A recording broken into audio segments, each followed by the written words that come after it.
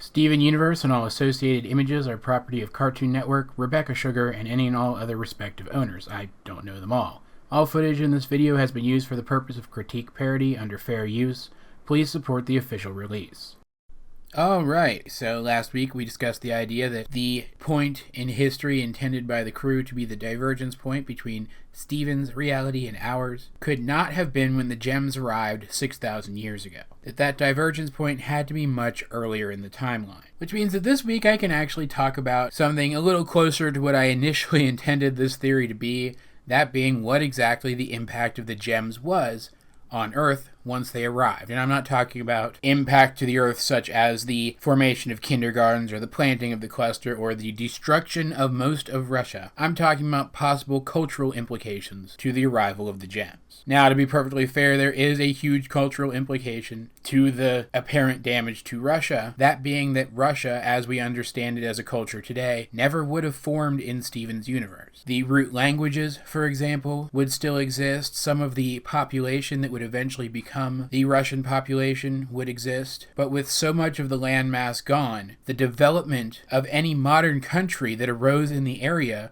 would be significantly altered, and therefore the culture would be significantly different. And that is a direct result of the gems, if my idea that it was the gems that caused the change to Russia turns out to be true. And while significant changes to the Russian culture in Steven's universe would definitely have caused global repercussions, compared of course to the history of our Earth, based on what we know in the series, it's really not possible to track something like that. In fact, it's really not possible to track a lot of the cultural differences that I'm going to suggest here today. Technically speaking, this theory video is really more a collection of ideas which may eventually become theories as this idea is explored more in the future of the show. For example, take into account the fact that the gems arrived when even the oldest mythologies on Earth were still in their infancy, if they existed at all. They built grand structures, they altered entire areas of the map, and this was effectively a global operation. The gems were practically everywhere. It's very unlikely that ancient mythologies like Greek mythology as we understand it, for example, or Egyptian mythology as we understand it, survived to modern times in Steven's world in the form that we know them today. I mean, just imagine, your culture is still evolving and it's a very young culture, still developing its beliefs, and suddenly creatures descend from the sky, real living gods as you've begun to understand them as a people. It is almost guaranteed that the fledgling belief system of your society is going to be altered by the experience. Even younger mythologies would be affected by this as well, as they might develop in areas where gem structures already exist, or might be affected by the appearance of a gem creature, a corrupted gem, for example, or one of Rose's living plants that was left behind after a battle. I'm not saying that nothing resembling the ancient mythologies of our Earth survive into the modern times of Steven's Earth, but I'm saying that those ancient mythologies would be significantly altered in most cases. This could actually explain why Steven doesn't seem to celebrate the same religious holidays that we do, if he celebrates any at all. Why no one in Steven's reality seems to celebrate the same religious holidays that we do, if at all.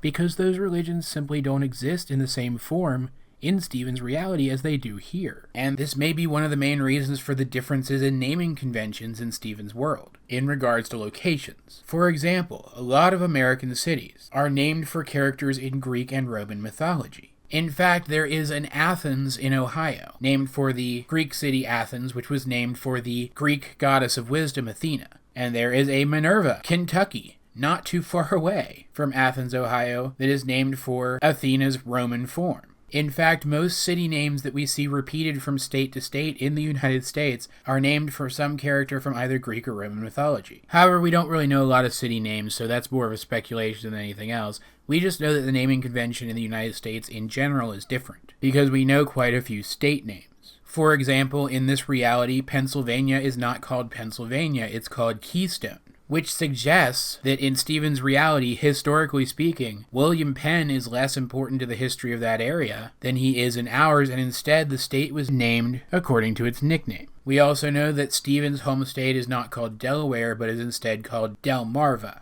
while Delaware is named for the Delaware people, a native tribe. Quite frankly, I can't find any historical context for why the state would be called Delmarva in this reality, rather than Delaware, since Delmarva as a name refers to a peninsula in our universe and is a compound abbreviation of Delaware, Maryland, and Virginia, which suggests that either the Delaware people didn't live in that area in Steven's reality, didn't exist in the form that we understand them at all, or were called something different. However, I'm inclined to believe that it's the first of those options, because in the story of Captain Dewey and his landing in America, we see the Gems taking on the traditional role that in such stories typically go to native characters. Perhaps the fact that the Gems are settled in the area prevented any native tribes from settling there themselves. But what about this idea that the Delaware tribe didn't exist in that part of the United States in Steven's reality? Is it possible that there are no native tribes in Steven's reality at all? Well, let's look at last week's video. The fact that the world is, geographically speaking, very different.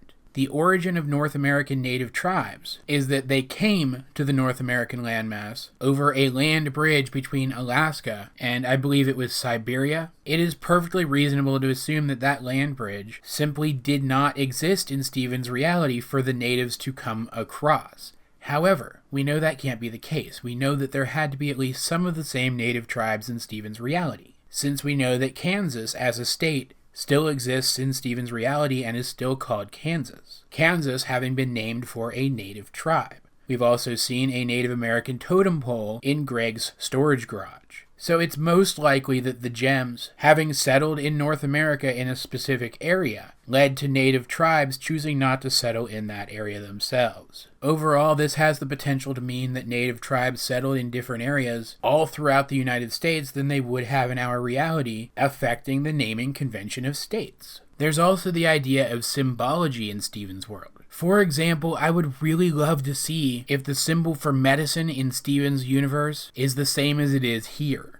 If it is, then that means that Greek mythology does exist in some way, shape, or form similar to how it exists here in the real world. Unfortunately, as far as I can tell, we have never seen the symbol for medicine in Steven's reality. We have, however, as of the episode Steven Floats, seen a symbol for a jetliner company in Steven's reality. Dawar, which could very well be based in Steven's own state of Delmarva, perhaps suggesting that Dawar is a name of a city in Delmarva, perhaps a major city. Now, I did some research on the subject, and most airliner companies are actually named based on the local history of the area in which they arose, or on the history of the company itself. For example, United Airlines is named United Airlines because two companies united together to form it. Whereas Delta Airlines, contrary to popular belief that they're named for the Greek letter Delta, was in fact named for the Mississippi River Delta. This tells us that Dawar Airlines, their symbol,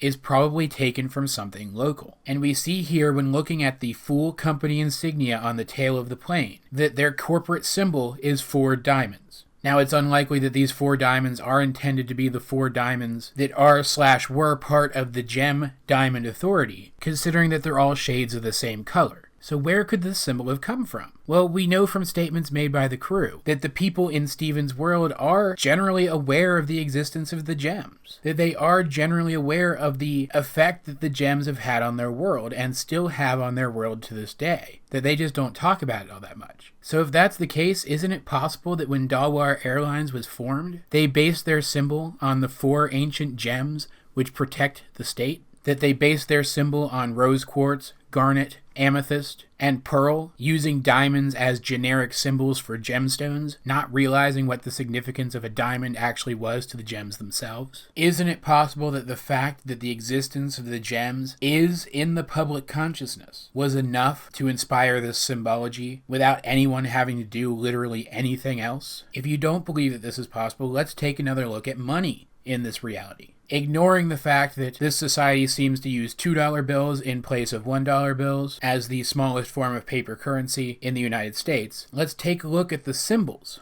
on these bills. On an actual American $1 bill, we would see the American seal and the incomplete pyramid. The American seal representing America's independence through unity, and the pyramid representing strength and duration. But on the $2 bill in Steven's reality, instead of the American seal, we see a variation of Benjamin Franklin's Join or Die cartoon. This isn't all that surprising since the Join or Die cartoon had the same message of independence through unity. exchanging the American seal for this cartoon actually makes a lot of sense. The more interesting symbolism here is that instead of the pyramid representing strength and duration, we have a diamond. Once again, a diamond is also a valid symbol for strength and duration, but why use that instead of a pyramid? Well, simply put, in Stephen's reality, the gems are so prominent in the public consciousness that a diamond is a more significant symbol to people in Stephen's reality than a pyramid is. Once again, a diamond probably representing all of gemkind from the perspective of humanity. Once again,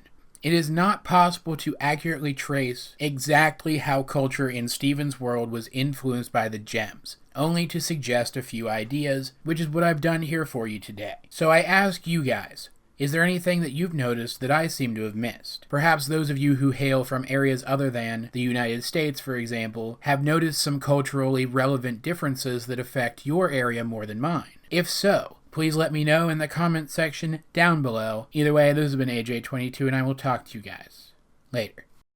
Do you have a theory idea or merely a musing about the show that you'd like me to discuss? You can head on over to my Facebook page and send me a message detailing your ideas, and if I find them interesting enough, I'll be sure to respond.